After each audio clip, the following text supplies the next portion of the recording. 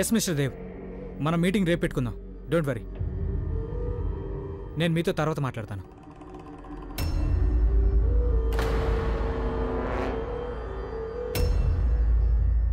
ఏమైంది? మీరందరూ నన్ను అలా ఎందుకు చూస్తున్నారు? ఏ నీకు తెలీదా? నాకెలా తెలుస్తుంది మామ్? ఏమైంది చెప్పండి. నువ్వే ఆలోచించుకో అసలు ఏం జరుగుంటుంది అని. మేమందరం నీకోసం ఈ విధంగా వెయిట్ చేయడానికి.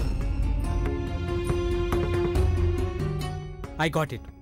ఇప్పుడు మీరందరూ నన్ను లండన్ తీసుకెళ్లాలని ప్రెజర్ చేయాలనుకుంటున్నారు. I'm sorry. నేను మీకు ముందే చెప్పాను కదా నేను మీతో లండన్ రానని. లేదన్నయ్య, నువ్వు లండన్ వచ్చి తీరాల్సిందని నేను ఇప్పుడు ఎవరు అడగర్లే అన్నయ్య. ఎందుకు రావట్లేదని మాత్రమే అడగాలని అనుకుంటున్నావు. ఒకవేళ బిజినెస్ విషయం అయితే నేను నిన్ను కూడా ఫోర్స్ చేసేవాడిని కాదేమో. నేను చాలా సంతోషించేవాడిని.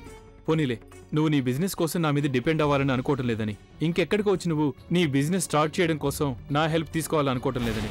కానీ లేదు, అసలు అలాంటిదేమీ లేదు. మరి ఇంకేముంటుంది సాగర్? నాకు అర్థం కావట్లేదు మీరందరూ దేని గురించి. అందరికీ నీ రహస్యం గురించి తెలిసిపోయింది ప్రదీప్. ఇక్కడున్న అందరికీ తెలిసిపోయింది నీకు కరుణకి మధ్య ఉన్న సంబంధం ఏంటి అని.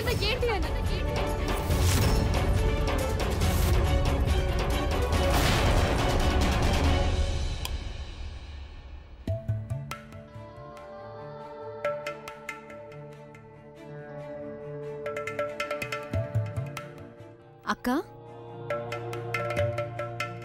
నువ్వు చీకట్లో ఎందుకు నిలబడ్డావు?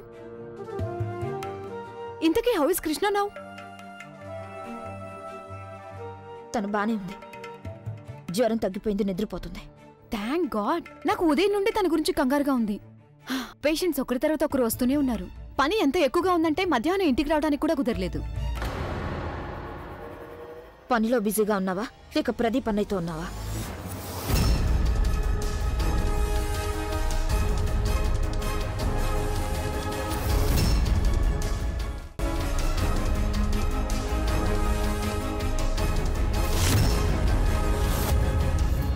అలాంటిదేం లేదు.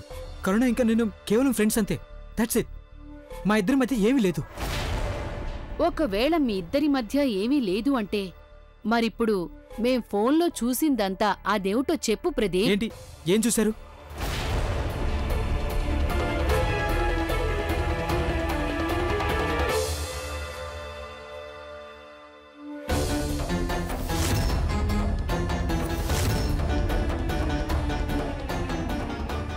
ఎవరు పంపించారు దీన్ని?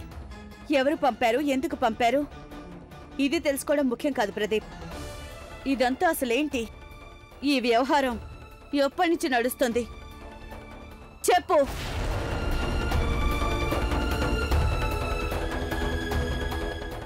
జవాబు చెప్పు ప్రదీప్.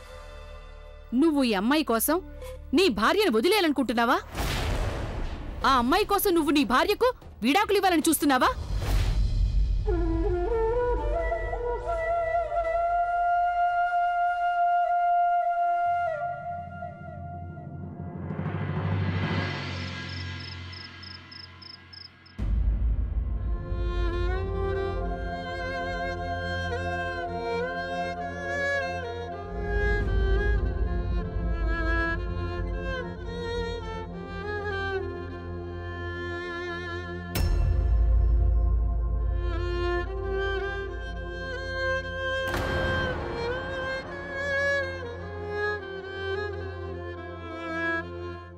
గంగ వెళ్ళటం నేను చూశాను. తను ఇక్కడికి ఎందుకు వచ్చింది?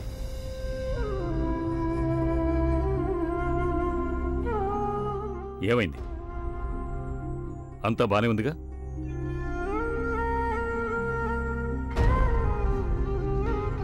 గంగ ఇక్కడికి ఎందుకు వచ్చింది? అడుగుతున్నది మిమ్మల్ని, సమాధానం చెప్పరే.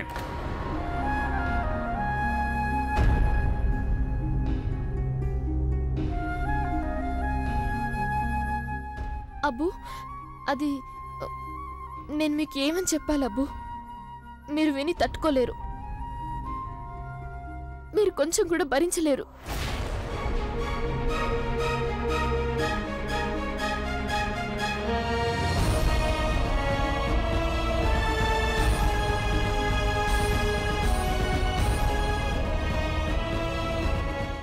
అసలేమైంది చెప్పు, నాకు విషయం నాకు తెలియాలి.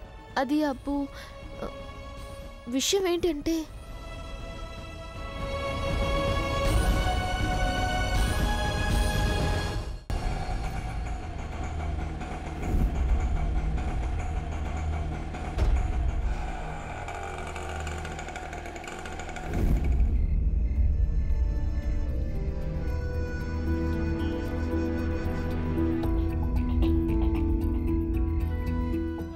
నీకేమీ శత్రువుని కాదు కరుణ. అందుకే నీకు నచ్చ చెప్పాలనుకున్నాను. నువ్వెంచుకున్న దారిలో కేవలం నీకు బాధలు కష్టాలు తప్ప ఇంకేవీ దొరకవు. అది నాకు తెలుసు. ప్రేమకి బదులు చాలా అవమానాలు భరించాలి. ఐఎమ్ సారీ గంగక్క, నేను నిన్ను చాలా తప్పుగా అర్థం చేసుకున్నాను. కోపంలో నేను నిన్నెన్ని మాటలన్నానో నాకే తెలీదు. ఏం పర్వాలేదు కరుణ, నేను నీ పరిస్థితిని అర్థం చేసుకోగలను. నేను నీ మీద నింద కూడా వేశానక్క. ఎదుటి వాళ్ళకి లెక్చర్లు ఇవ్వడం సులభం అని ఇంకా ఎన్నెన్ని మాటలన్నానో నాకే తెలియదక్క. దయచేసి నన్ను క్షమించు గంగక్క. ప్లీజ్ కరుణ, క్షమాపణ అడగాల్సిన అవసరం ఏం లేదు. నేను చెప్పాను కదా, నేను నీ బాధను అర్థం చేసుకోగలను. చూడు, నువ్వు ప్రేమించి ఏ తప్పు చేయలేదు కరుణ. కానీ నాకు తెలుసు, ఈ సమాజం ఎప్పటికీ మీ సంబంధాన్ని అంగీకరించదు. నేను కేవలం చూడడమే కాదు, అనుభవించాను. అందుకని చెప్తున్నాను.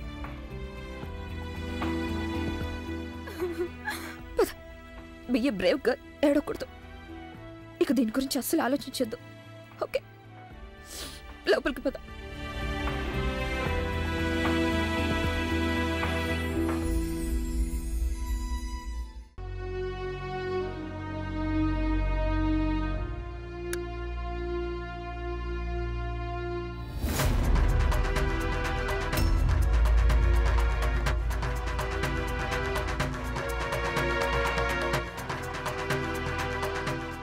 చిన్నపిల్లలని ఎవరైనా ఇంట్లో బంధించి వెళ్తారా? అది కూడా చీకట్లో. ఇక అమ్మ, నువ్వైతే లాయర్వి కదా, నీకైనా తెలుసుండాలిగా. చిన్నపిల్లల్ని పంచాయించడం ఎంత పెద్ద తప్పు, అలాగే వాళ్ళని ఏడిపించడం కూడా అంతే పెద్ద తప్పు.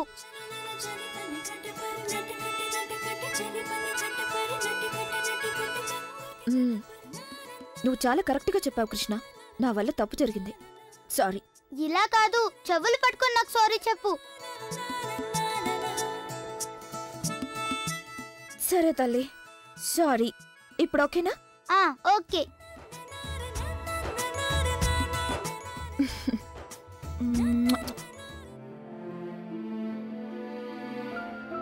నీకు తెలుసా, మనం ముగ్గురం ఒకరికొకరం తోడుగా ఉన్నాం. అలాగే బలం కూడా. ఈ ప్రపంచం మొత్తం ఒకటిగా నిలబడినా అప్పుడు కూడా మనల్ని ఏం చేయలేదు. ఫాతిమా అమ్మగారు ఎప్పుడు చెప్తుండేవారు, ఒక ఆడది తనని తాను బలహీనంగా అనుకోవడం మానేస్తే అప్పుడు ఏ సమస్య తనని ముందుకు వెళ్లకుండా ఆపలేదని. అర్థమైందా? యూర్ రైట్ అమ్మా. ఇక దీనికోసం హైఫై కూడా కొట్టాలి కదా.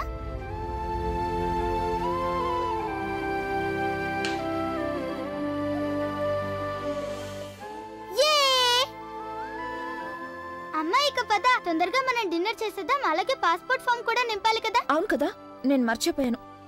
సరే, నువ్వు ఇక్కడే ఉండు. కరుణ, నువ్వు వెళ్ళి ఫ్రెష్ అయ్యరా. నేను ఈలోగా డిన్నర్ రెడీ చేస్తాను. అర్థం చేసుకోవడానికి ట్రై చేయండి. నా బిడ్డకి తండ్రి లేడు. విచిత్రంగా మాట్లాడుతున్నారు మీరు. మేడం, తనకి తండ్రి లేడంటే ఇది ఎలా సాధ్యం? చూడండి మేడం, ఒకవేళ మీకు డైవర్స్ అయిపోతే మీరిద్దరు విడివిడిగా ఉంటున్నారంటే అప్పుడు కూడా ఫాదర్ పేరు దగ్గర తన తండ్రి పేరు రాయాల్సి ఉంటుంది. అది కూడా అఫిడవిట్ తో పాటు. అది లేకపోతే మేము అసలు మీ ఫామ్ ని యాక్సెప్ట్ చేయలేం. ఎందుకు చేయలేరు సార్? ఒక తల్లి తన బిడ్డను ఒంటరిగా పెంచి పెద్ద చేయలేదా?